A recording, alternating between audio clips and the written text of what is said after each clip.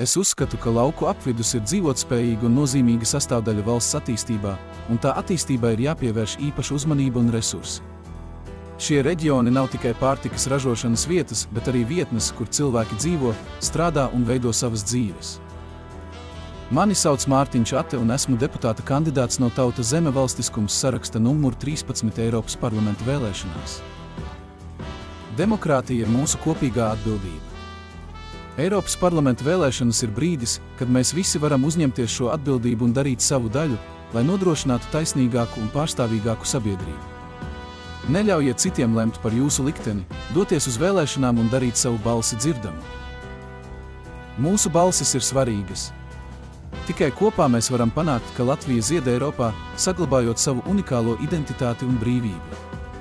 Balso par Tautas Zeme valstiskums, sarakstu numur 13. Uzziniet vairāk par mani martinsate.com.